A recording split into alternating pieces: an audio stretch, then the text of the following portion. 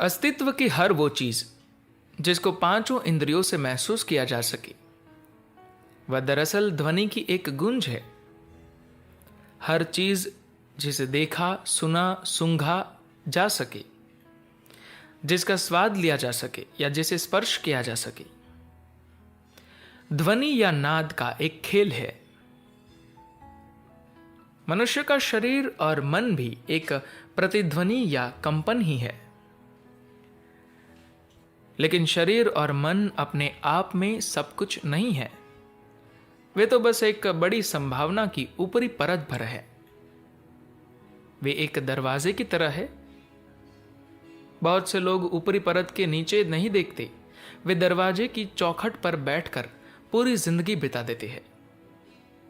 लेकिन दरवाजा अंदर जाने के लिए होता है।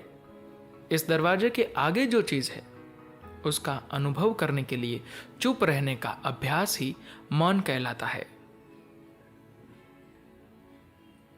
अंग्रेजी शब्द साइलेंस बहुत कुछ नहीं बता पाता है। संस्कृत में मौन और निःशब्द दो महत्वपूर्ण शब्द है। मौन का अर्थ आम भाषा में चुप रहना होता है, यानी आप कुछ बोलते नहीं हैं। निःशब्द का मतलब है जहां शब्द या ध्वनि नहीं है। शरीर, मन और सारी सृष्टि के परे। ध्वनि के परे का मतलब ध्वनि की गैर मौजूदगी नहीं, बल्कि ध्वनि से आगे जाना है। यह एक वैज्ञानिक तथ्य है कि पूरा अस्तित्व ही ऊर्जा की एक प्रतिध्वनि या कंपन है। इंसान हर कंपन को ध्वनि के रूप में महसूस कर पाता है। सृष्टि के हर रूप के साथ एक खास ध्वनि जुड़ी होती है। ध्वनियों के इसी जटिल संगम को ही हम सृष्टि के रूप में महसूस कर रहे हैं। सभी ध्वनियों का आधार निःशब्द है।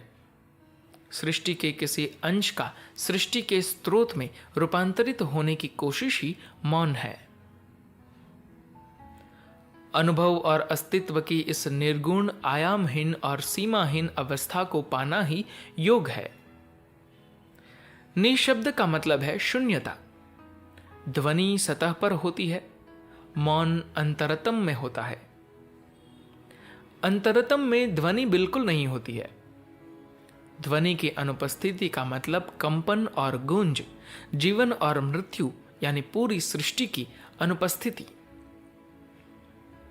अनुभव में सृष्टि के अनुपस्थित होने का मतलब है सृष्टि के स्रोत की व्यापक मौजूदगी की ओर बढ़ना। इसलिए ऐसा स्थान जो सृष्टि के परे हो, ऐसा आयाम जो जीवन और मृत्यु के परे हो, मौन या निशब्द कहलाता है। इंसान इसे कर नहीं सकता, इसे सिर्फ हुआ जा सकता है।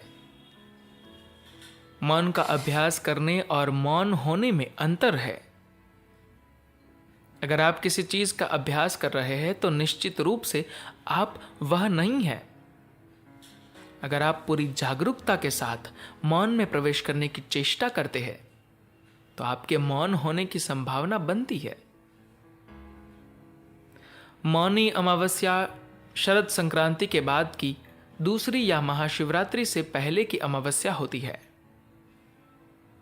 यह बात हमारे देश के अनपढ़ किसान भी जानते हैं कि अमावस्या के दौरान बीजों का अंकुरण और पौधों का विकास मंद हो जाता है। किसी पौधे के रस को ऊपर तक पहुंचने में बहुत मुश्किल होती है और यही सीधी रीढ़ वाले इंसान के साथ भी होता है। खासतौर पर इन 3 महीनों के दौरान संक्रांति से लेकर महाशिवरात्रि तक उत्तरायण के पहले चरण में 0 से 330 उत्तर तक के अक्षांश में पूर्णिमा और अमावस्या दोनों का असर बढ़ जाता है।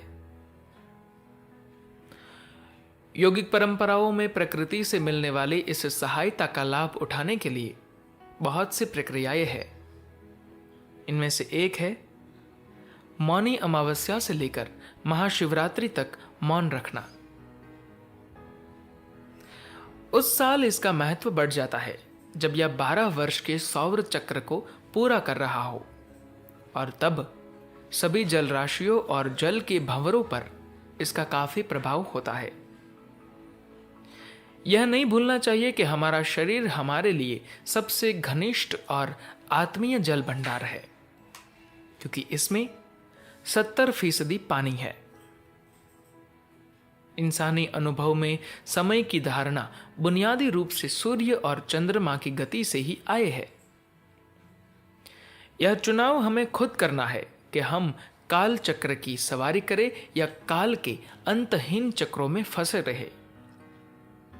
यह समय और यह दिन सबके परे जाने का एक अनुपम अवसर प्रदान करता है। धन्यवाद।